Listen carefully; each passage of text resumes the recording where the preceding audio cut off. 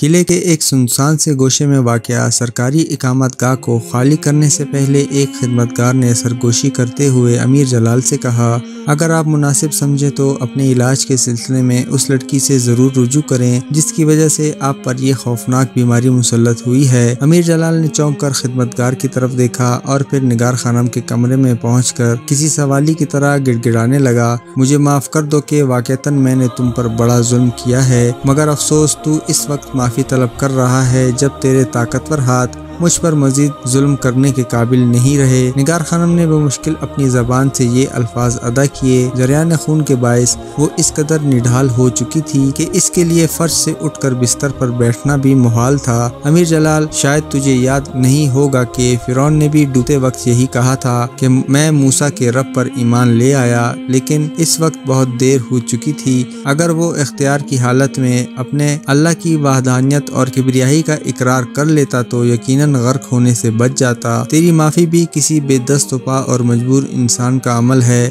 اب کیا معافی، کیا ظلم، کیا ظالم اور کیا مظلوم، میرا اور تیرا حساب تو کسی دوسری عدالت میں ہوگا۔ مجھے تجھ سے کوئی شکایت نہیں، بابا سے رجوع کر، شاید تجھے اس عذاب سے نجات مل جائے۔ یہ کہہ کر نگار خانم نے فرش پر لیٹے لیٹے دوسری طرف منہ پھیر لیا۔ امید کی ہلکی سی کرن کی تلاش میں امیر جلال زندان کی طرف بھاگا۔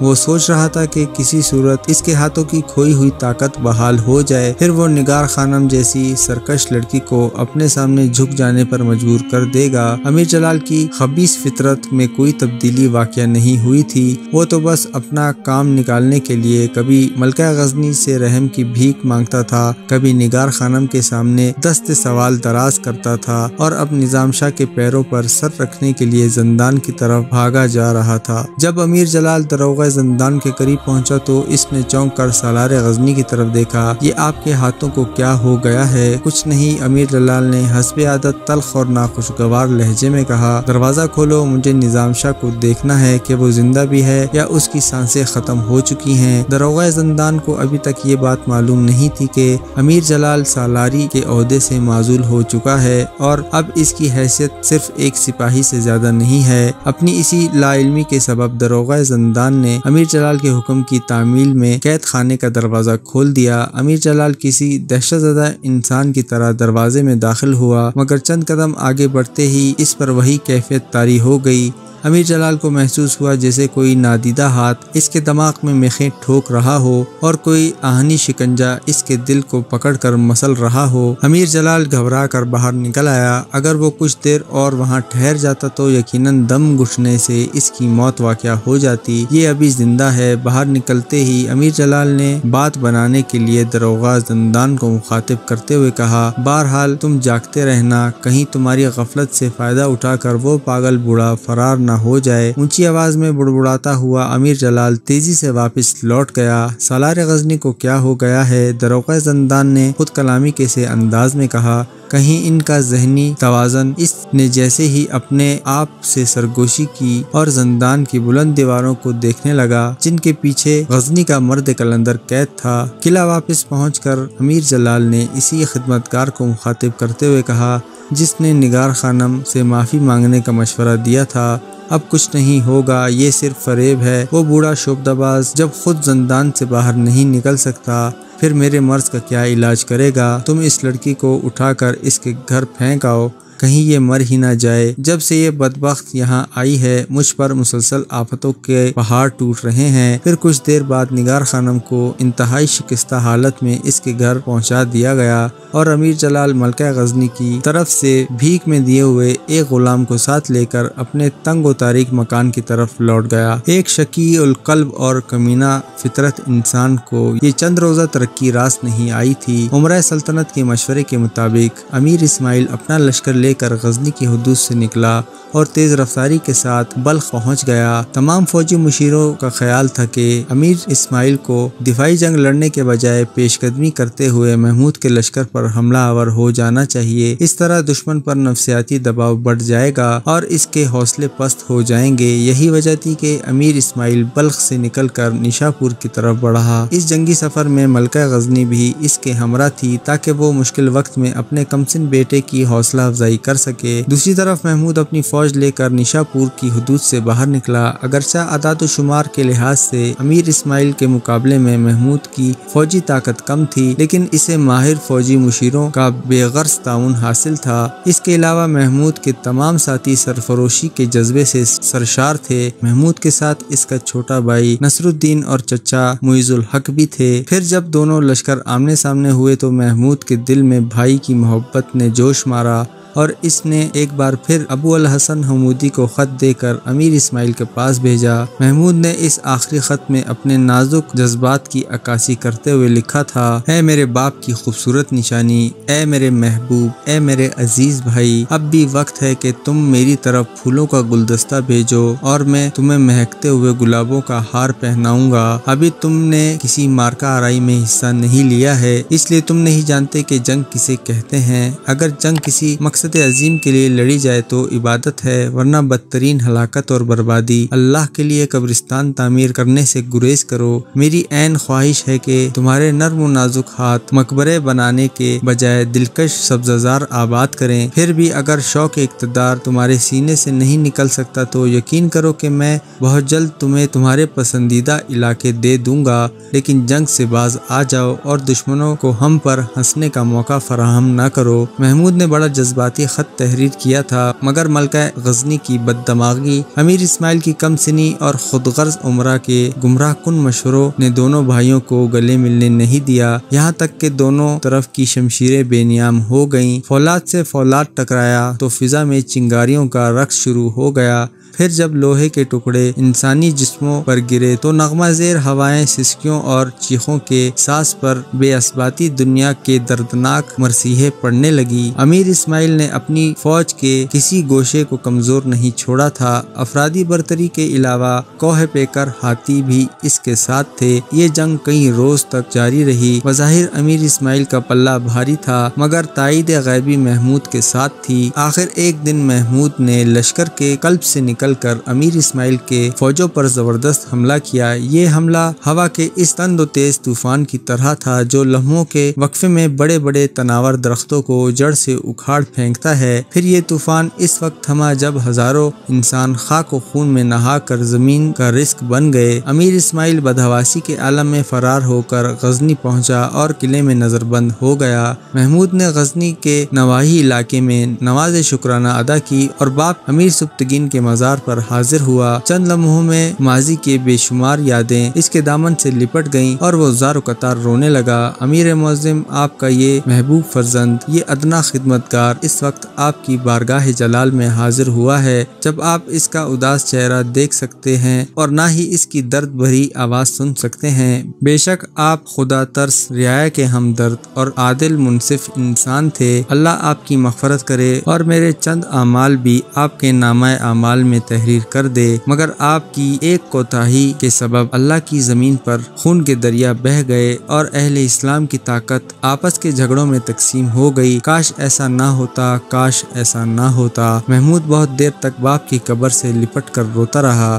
پھر جب اس کے دل کا غبار دھل گیا تو وہ اپنے حریفوں کی طرف متوجہ ہوا۔ کئی دن کے مذاکرات، عہد و پیما کے بعد اس نے اسماعیل کو قلعے سے باہر نکالا اور سرکاری خزانے پر قبضہ کر لیا۔ پھر وہ دیوانہ وار اپنی والدہ سے ملنے کے لیے ان کے کمرے میں داخل ہوا۔ شکست کھانے کے بعد ملکہ ثانیہ نے ملکہ اول کو قید خانے سے نکال کر ان کی خوابگاہ میں منتقل کر دیا تھا۔ محمود کچھ دیر تک آنکھیں جھپکے بغیر اپنی ماں کو دیکھتا رہا۔ کہاں وہ سرخ و سفید اور باوقار پیکر اور کہاں یہ نیلو چہرے والی ایک ڈھانچہ عورت۔ مادر گرامی، محمود اپنی والدہ کے سینے سے لگ کر بچوں کی طرح رونے لگا۔ ستمگروں نے آپ کے ساتھ کیسا وحشیانہ سلوک کیا ہے۔ غزنی کی ملکہ اول بہت دیر تک اپنے بیٹے کی پیشانی کو بوسے دیتی رہی اور پھر اپنے شوہر امیر سبکتگین کو یاد کر کے بے ہوش ہو گئی۔ پھر جب سیلاب غم گزر گیا اور انہیں ہوش آیا تو انتہائی رقت انگیز لہجے میں بیٹے سے کہنے لگی: فرزند، میری فکر چھوڑ دے اور نظام شاہ کی خبر لے۔ شیخ کو کیا ہوا؟ محمود نے گھبرا کر پوچھا۔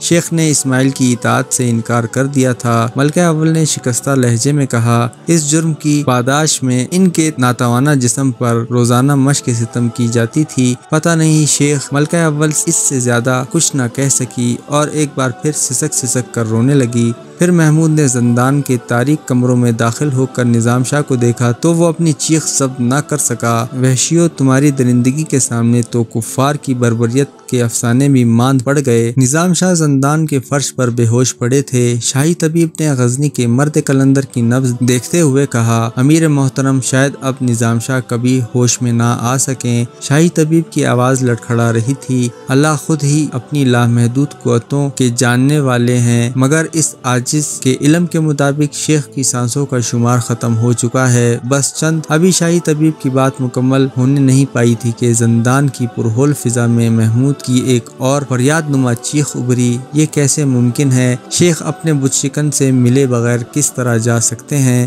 اگرچہ محمود آہنی اعصاب رکھنے والا ایک جوان سال نوجوان تھا، لیکن اس وقت وہ بہت زیادہ جذباتیات کا شکار نظر آ رہا تھا۔ پہلے اس نے ماں کی تباہ شدہ صحت دیکھی تھی اور ساری داستان سنی، پھر نظام شاہ کو اس حالت میں دیکھا کہ اس کے جسم کا کوئی حصہ تازیانوں کی ضرب سے محفوظ نہیں تھا۔ امیر جلال نے بعض تازیانے اتنی شدت سے استعمال کیے تھے کہ نظام شاہ کی ہڈیوں پر بھی ان کے نشانات ابھر آئے تھے۔ ان کے چہرے پر اتنے زخم تھے کہ نظام شاہ کی صورت تک پہچاننے میں نہیں آ رہی تھی۔ شاہی طبیب نظام شاہ کے علاج میں مصروف تھا اور محمود نہایت عالم تیش میں لوگوں سے باز پرسی کر رہا تھا۔ کس کے حکم پر شیخ کو زندان کے حوالے کیا گیا؟ وہ کون درندہ ہے جس نے نظام شاہ کے پھولوں سے زیادہ لطیف اور شیشے سے زیادہ نازک جسم پر اپنی وحشتوں اور صفاقیوں کے نہ مٹنے والے نشانات چھوڑے ہیں؟ ملکہ عالیہ کے حکم پر نظام شاہ کو زنجیریں پہنائی گئی تھی۔ داروغہ زندان نے لرزتے ہوئے جسم کے ساتھ لڑکھڑاتی ہوئی زبان کے ساتھ انکشاف کیا۔ اس کا اشارہ سابقہ ملکہ غزنی امیر اسماعیل کی ماں کی طرف تھا۔ پھر سالار غزنی امیر جلال نے نظام شاہ کے جسم پر مشق ستم کی۔ وہ روزانہ ان سے امیر اسماعیل کی اطاعت کا مطالبہ کرتا تھا، مگر جب نظام شاہ انکار کر دیا کرتے تھے تو ناقابل بیان تشدد کا سلسلہ جاری ہو جاتا تھا۔ یہ کہتے کہتے داروغہ زندان رونے لگا، امیر محترم، میرے ہاتھ صاف ہیں، اللہ بہتر جانتا ہے کہ میں نے اپنے غلیظ ہاتھوں سے نظام شاہ کے پاکیزہ وجود کو چھوا تک نہیں ہے۔ یہ امیر جلال کون ہے؟ محمود نے غضبناک لہجے میں پوچھا۔ میں اس شخص کو جانتا تک نہیں اور وہ سالار غزنی کے اعلیٰ ترین عہدے تک پہنچ گیا۔ امیر جلال ایک معمولی فوجی افسر تھا جو بدترین خوشامد اور ملکہ غزنی کی بیجا کرم نوازیوں کے باعث سالار غزنی کے عظیم منصب تک جا پہنچا۔ محمود کی پناہ میں آ جانے والے فوجی سرداروں نے بتایا، اس وقت وہ نامرد کہاں ہے؟ محمود نے شرابار لہجے میں پوچھا۔ کہیں وہ بد نصب انسان ہماری شمشیر خوائے آشام کی خوراک تو نہیں بن گیا؟ نہیں امیر عالی مقام، ایک فوجی سردار نے انکشاف کرتے ہوئے کہا۔ امیر جلال اپنی معذوری کے سبب شریک جنگ نہیں ہو سکا۔ یہ کہتے ہوئے فوجی سردار نے امیر جلال کے مفلوج ہو جانے کی پوری تفصیل بیان کر دی اور اپنے اس یقین کا بھی اظہار کیا کہ یہ سب کچھ نظام شاہ پر تشدد کیے جانے کا نتیجہ تھا۔ اللہ کا شکر ہے کہ اس ذات قدیر نے میرے شیخ کے مجرم کو ابھی تک زندہ رکھا ہے۔ محمود نے انتہائی عالم تیش میں ہونے کے باوجود اطمینان کی گہری سانس لی۔ اسے پکڑ کر زندان میں اسی جگہ ڈال دو جہاں شیخ محترم نے اپنی اسیری کا زمانہ بسر کیا ہے۔ میں بہت جلد اس کا محاسبہ کروں گا۔ مجھے ایک موقع کا انتظار ہے، اللہ میری مدد فرمائے۔ پھر جب محمود کے چند سپاہی امیر جلال کے تنگ و تاریک مکان میں پہنچے تو وہ گداگروں کے لہجے میں ولی غزنی کے رحم و کرم کو پکارنے لگا۔ میں تو بنیادی طور پر امیر محمود ہی کا بندہ ہوں، مگر امیر اسماعیل نے مجھے بزور طاقت مجبور کر دیا تھا کہ میں ان کی خدائی تسلیم کر لوں۔ تم لوگ میری مجبوریوں کو سمجھتے کیوں نہیں؟ امیر جلال کسی خوفزدہ بچے کی مانند چیخ رہا تھا۔ تیری گرفتاری بھی امیر محمود ہی کے حکم سے ہو رہی ہے اور ہم بھی حکم کے بندے ہیں۔ سپاہیوں نے تمسخر آمیز انداز میں کہا، تو ہماری مجبوریوں کو سمجھتا کیوں نہیں؟ سپاہیوں کا لہجہ بڑا شگفتہ تھا، مگر اس میں بڑے زہریلے نشتر پوشیدہ تھے۔ پھر اہل غزنی نے مسکراتے ہونٹوں اور چمکتی ہوئی آنکھوں کے ساتھ یہ منظر دیکھا۔ قہر و جبر کا پیکر امیر جلال کسی بھوکے کتے کی طرح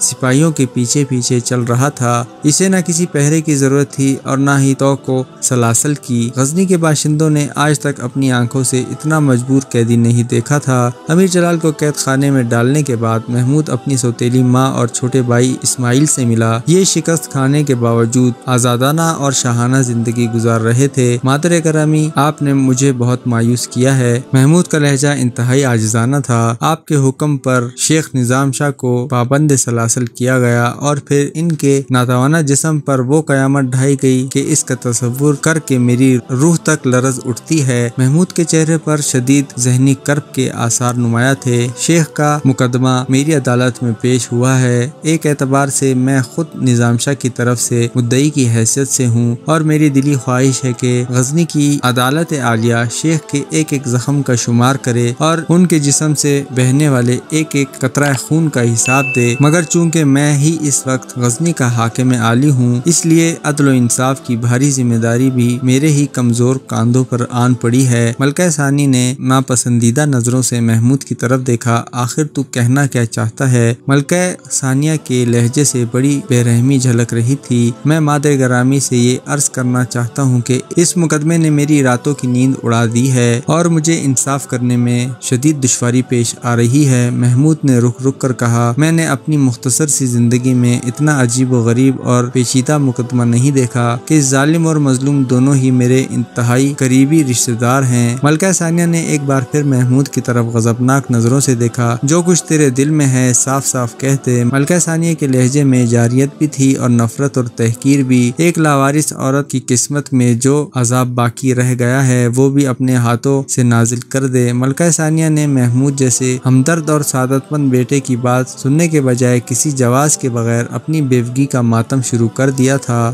مادر گرامی، وہ مظلوم شخص نظام شاہ ہے اور ظالم کا کردار آپ نے ادا کیا ہے۔ محمود شدید جھنجھلاہٹ کا شکار نظر آ رہا تھا۔ اب مجھے بتائیں کہ میں شیخ کے ساتھ کس طرح انصاف کروں اور ظالم کو کیسے سزا دوں؟ کاش آپ ایسا نہ کرتیں۔ آخر نظام شاہ نے کیا قصور کیا تھا؟ وہ تو دن رات ہمارے گناہوں کا کفارہ ادا کرتے رہتے ہیں، پھر غزنی کے اہل اقتدار نے انہیں کس گناہ کی سزا دی ہے؟ محمود نے رخت آمیز لہجے میں پوچھا۔ وہ بے دین اور بے عقیدہ ہے، ملکہ غزنی نے چیخ کر کہا۔ اس کی وجہ سے غزنی کے لوگ خوفناک گمراہی میں مبتلا ہوتے جا رہے تھے۔ ملکہ ثانیہ شدید غصے میں ہونے کے باوجود پورے ہوش و حواس کے ساتھ گفتگو کر رہی تھی۔ میں نے نظام شاہ کو زندان میں ڈال کر مسلمانوں کی آئندہ لکھی جانے والی تاریخ پر عظیم احسان کیا ہے۔ اگر میں ایسا نہ کرتی تو اب تک اللہ کے ہزاروں معصوم بندے گمراہی کا زہر پی کر ہلاک ہو جاتے۔ ملکہ ثانیہ نظام شاہ پر کیے جانے والے تشدد کا جواز پیش کرنے کے لیے امام رکن الدین مسعود کے لہجے میں بول رہی تھی۔ آپ جانتی ہیں کہ اسلامی عقیدہ کیا ہے اور گمراہی کسے کہتے ہیں؟ محمود سے ملکہ ثانیہ کا یہ طرز کلام برداشت نہیں ہو سکا تھا، اس لیے شدت جذبات سے اس کی آواز بھی معمول سے زیادہ بلند ہو گئی تھی۔ کاش آپ نظام شاہ کے معاملے میں اپنے اللہ سے ڈرتیں اور چند روزہ لذت اور نشاط کے لیے دائمی عذاب نہ خریدتیں۔ واللہ آپ نے بڑے خسارے کا سودا کیا ہے۔ محمود نے اس طرح کہا کہ اس کے لہجے میں انتہائی حسرت بھی پوشیدہ تھی اور شدید تعصب بھی۔ تجھے یہ جرأت گفتار کس نے دی محمود؟ ملکہ ثانیہ کے انداز میں وہی جارحیت تھی۔ اس شعبدہ باز کو انصاف دلانے کے لیے تو مجھے بے دریغ قتل کرا دے، اب تجھے روکنے والا کون ہے؟ ملکہ ثانیہ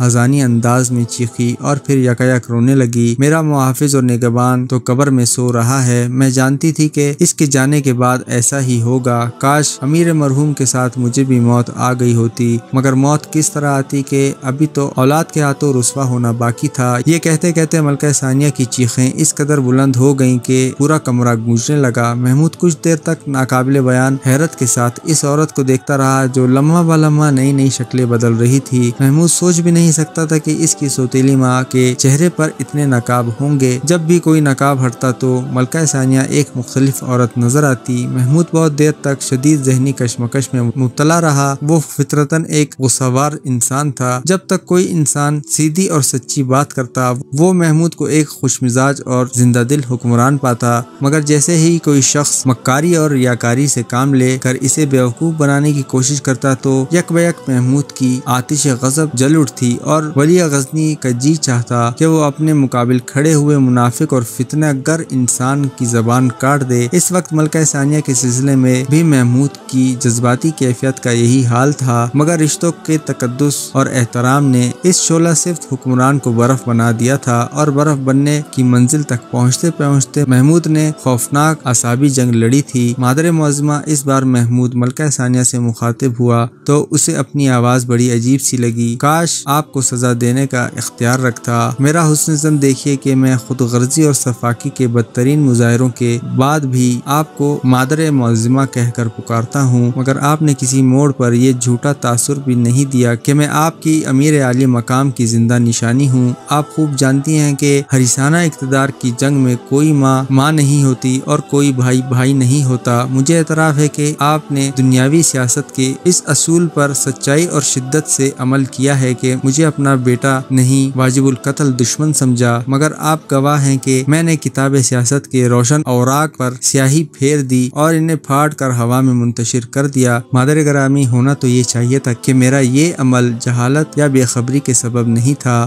میں نے کتاب سیاست کے حرف پڑھے ہیں اور ان تمام حرفوں کے معنی اور مفاہیم سے بھی خوب آشنا ہوں۔ میں سیاست کے تقدس کو زندان کے احترام کو اقتدار کے دوزخ میں ڈال سکتا تھا، مگر میں نے ایسا نہیں کیا۔ محمود کے لہجے میں عجیب سی رق تھی، عجیب سا درد تھا اور عجیب سا احتجاج تھا۔ ایسا لگ رہا تھا کہ جیسے دل خون ہو کر ہونٹوں سے ٹپک رہا ہو۔ آپ نہیں جانتی کہ آپ کی ذات گرامی سے کتنے جرائم وابستہ ہیں۔ میں اپنے شیخ پر کیے جانے والے بے پناہ تشدد کو نظر انداز بھی کر دوں تو میری والدہ محترمہ کے زندان میں ڈالے جانے والا واقعہ اور یہ بہیمانہ سلوک کس زمرے میں شامل ہوگا۔ میں بھی اصولی طور پر آپ کو مسلسل 6 ماہ تک بیجا زندان میں رکھ سکتا ہوں، یہاں تک کہ شدید غم سے آپ کا شگفتہ اور شاداب چہرہ نیلگوں ہو جائے اور ناتوانگی کے باعث آپ کے پورے جسم پر بدنما ہڈیاں ابھر آئیں۔ اگر میں نے ایسا کیا تو یہ قانون اور انصاف کے خلاف نہیں ہوگا۔ یکایک محمود کے لہجے میں تلخی شامل ہو گئی تھی۔ وہ کچھ دیر تک سوتیلی ماں اور چھوٹے بھائی اسماعیل کو بغور دیکھتا رہا، پھر کسی قدر اونچی آواز میں بولا، اگر میں آپ کے ان دونوں جرائم کو فراموش بھی کر دوں تو پھر بھی تیسرا گناہ باقی رہ جاتا ہے، اور وہ اتنا ہے کہ سیاست کی شریعت میں نہ کوئی اس کا کفارہ ہے اور نہ ہی معافی۔ آپ نے مجھے باغی اور نافرمان کہہ کر میرے خلاف پوری طاقت استعمال کی۔ اگر میں جنگ ہار جاتا تو آج یقیناً میرے کاندھوں پر سر کا بوجھ نہ ہوتا اور اہل غزنی ایک دوسرے سے پوچھ رہے ہوتے کہ محمود بن امیر سبکتگین کا کیا ہوا۔ یہ کہتے کہتے محمود کا تانبے جیسا چہرہ دھواں ہو گیا۔ اگر میں آپ کی سانسوں کو غصب کر لوں اور اسی کثر شاہی کو آپ کے لیے زندہ قبر بنا ڈالوں تو مجھ سے کوئی جواب طلب کرنے والا نہ ہوگا۔ اپنا یہ ارمان بھی پورا کر لے۔ ملکہ ثانیہ کی بد دماغی عروج پر تھی۔ میں جانتی ہوں کہ تو مجھے راستے سے ہٹانے کے لیے بہانے ڈھونڈ رہا ہے۔ اس بد دماغ اور تنگ دل عورت نے اب تک محمود کی اعلیٰ ظرفی اور رواداری کا اعتراف نہیں کیا تھا، بلکہ وہ قدم قدم پر اپنی جہالت کا مظاہرہ کر رہی تھی۔ ملکہ ثانیہ کا یہ سنگ دلانہ جواب سن کر محمود کو محسوس ہوا کہ اس کی رگوں میں دوڑنے والا خون جل اٹھا ہے۔ پھر یہ تپش اس قدر بڑھ گئی کہ ولی غزنی کی پیشانی سے پسینہ ٹپکنے لگا۔ محمود کی دونوں مٹھیاں بھینچی ہوئی تھی اور وہ غصے کے اٹھنے والے طوفان کو روکنے کے لیے اپنے اعصاب کی تمام تر طاقت استعمال کر رہا تھا۔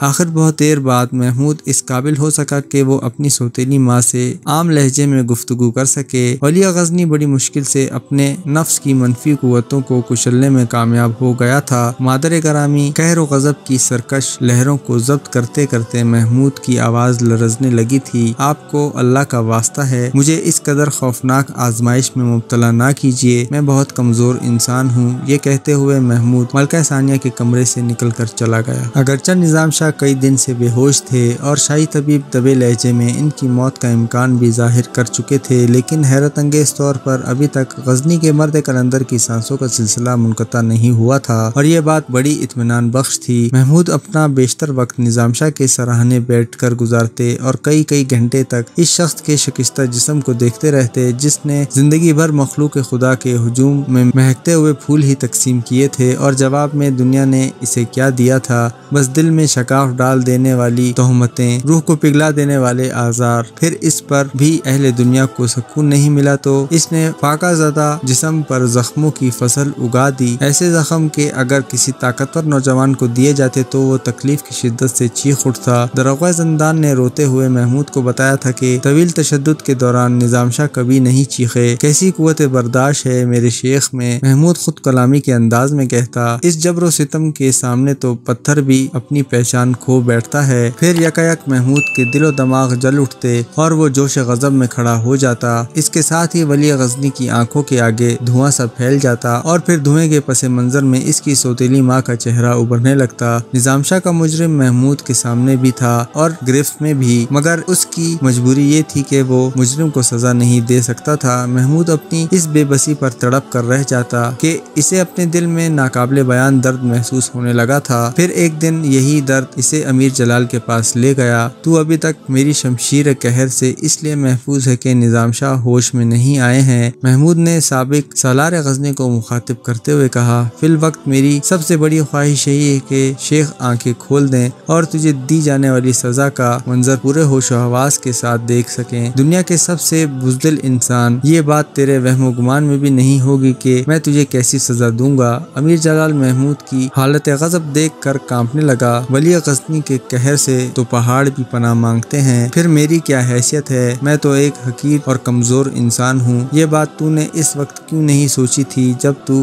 حالت اختیار میں تھا؟ محمود نے چیخ کر کہا۔ اس کے لہجے میں امیر جلال کے لیے دنیا کی ساری حقارتیں اور نفرتیں پوشیدہ تھی۔ میرے عظیم و مہربان آقا، امیر جلال کسی بھوکے گداگر کی طرح گڑ گڑانے لگا۔ غلام تو غلام ہی رہتا ہے آقا، اس کا اختیار کیا اور بے اختیاری کیا؟ ملکہ غزنی کے حکم سے مجبور تھا، اس لیے نظام شاہ پر اپنا ہاتھ اٹھ گیا۔ اگر میں ایسا نہ کرتا تو خود دنیا سے اٹھا لیا جاتا۔ امیر جلال بڑا منافق اور شعبدہ باز تھا۔ محمود کو حالت غیظ و غضب میں دیکھ کر مصنوعی آنسو بہانے لگا۔ اس نے بڑی ہوشیاری سے مکمل طور پر ملکہ غزنی کو مجرم ٹھہرا دیا تھا۔ امیر جلال کی پیش کردہ دلیل بہت مضبوط تھی، اس لیے محمود کے غصے کا سیلاب تیزی سے اترنے لگا تھا۔ ولی غزنی ایک بار پھر شدید ذہنی کشمکش کا شکار ہو کر رہ گیا تھا۔ کوئی بھی ذی ہوش انسان اس حقیقت سے انکار نہیں کر سکتا تھا کہ جب کسی ملک کا فرما روا کوئی حکم جاری کر دیتا ہے تو پھر ملازمین کے پاس ان کی بجا لانے کے سوا کوئی دوسرا راستہ باقی نہیں رہتا۔ اس طرح امیر محمود کو امیر جلال بے قصور نظر آنے لگا تھا۔ پھر جب امیر جلال نے ولی غزنی کے چہرے پر نرمی کے آثار دیکھے تو وہ ایک نئے زاویے سے اپنی بے گناہی کا ثبوت پیش کرنے لگا۔ اور ملکہ غزنی بھی کیا کرتی کہ امام رکن الدین مسعود نے نظام شاہ کو کافر اور گمراہ قرار دے کر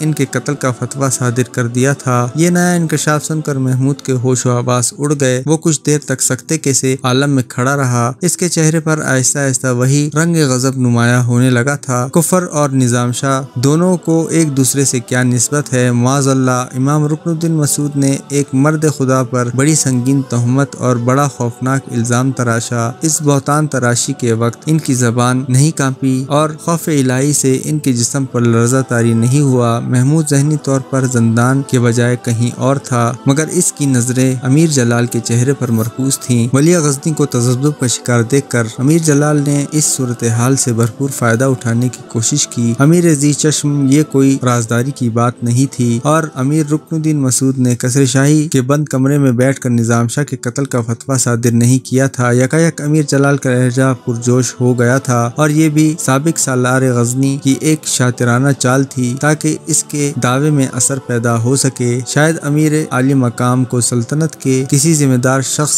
نے یہ نہیں بتایا کہ امیر اسماعیل کے جشن تاج پوشی میں امیر رکن الدین مسعود نے شیخ نظام شاہ کے خلاف ایک طویل تقریر کی تھی۔ وہ تقریر کیا تھی؟ نظام شاہ کا نامہ اعمال تھا جسے امام رکن الدین نے اپنی مرضی سے مرتب کیا تھا۔ امیر معظم، میری ناپاک زبان تو اس تقریر کی تفصیل پیش کرنے سے قاصر ہے۔ وہ کون سا گناہ تھا جو نظام شاہ کی ذات گرامی سے منسوب نہیں کیا گیا، اور وہ کون سی گمراہی تھی جس کا رشتہ اس مرد حق سے قائم نہیں کیا گیا؟ یہ کہتے کہتے امیر جلال کی آنکھیں آنسوؤں سے بھر گئیں۔ اسے اپنے جذبوں کے اظہار پر حیرت انگیز قدرت حاصل تھی۔ وہ جب چاہتا اپنے چہرے سے خوف و دہشت کا تاثر پیش کرنے لگتا اور جب چاہتا آنسو بہانے لگتا۔ وقت کی گردش نے مجھے تو حضور کی نظروں میں معتوب ٹھہرا دیا، اس لیے شاید میری ہر بات جھوٹ قرار دی جائے، مگر میں آپ کو اللہ کا واسطہ دیتا ہوں کہ ایک بار غزنی کی عوام سے ضرور تصدیق کر لیں۔ امام رکن الدین مسعود کی وہ تقریر ہزاروں انسانوں نے سنی تھی۔ پھر جب آپ کو اندازہ ہوگا کہ نظام شاہ جیسے مرد پاک باز کے ساتھ کیسا کافرانہ سلوک کیا گیا ہے۔ امیر جلال کے اشکوں میں کچھ اور اضافہ ہو گیا تھا۔ محمود نے ایک نظر زندان کے اس تاریک گوشے پر ڈالی جہاں نظام شاہ نے تقریباً 6 ماہ